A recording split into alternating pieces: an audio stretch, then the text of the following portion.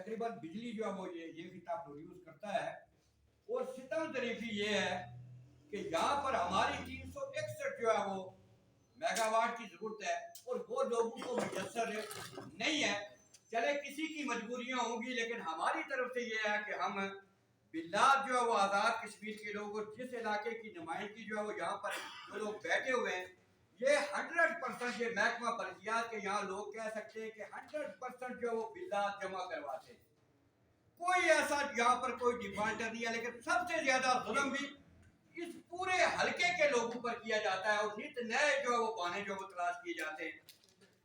Load shedding का मामला है, उसको मान लिया हमने, लेकिन यहाँ पर जब लाइट आती है तो सर वोल्टेज की जो है वो यहाँ पर 130 वोल्टेज है।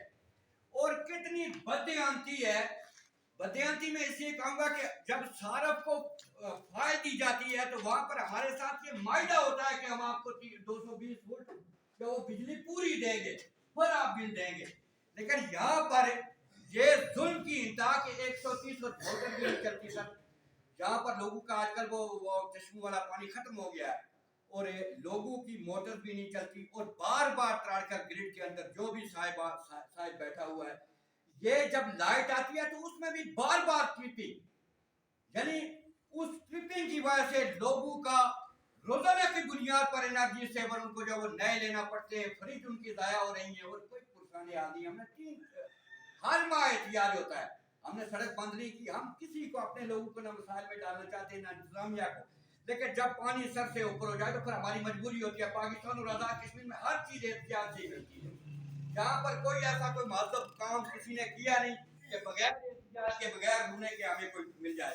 तो एक तो सबसे बड़ा मसला है वोल्टेज की कमी के हवाले से, उसमें भी मैं एक्सीएम साहब को ये कहूंगा कि थोड़ी बहुत हम जो मालूमात कि पावर हाउस से जो बिजली आती है, 3 लाइनें आती है, 3 तारें आती हैं, या तो वो पीछे से एक लाइन वो बंद कर लेते हैं जो 33,000 वाली है।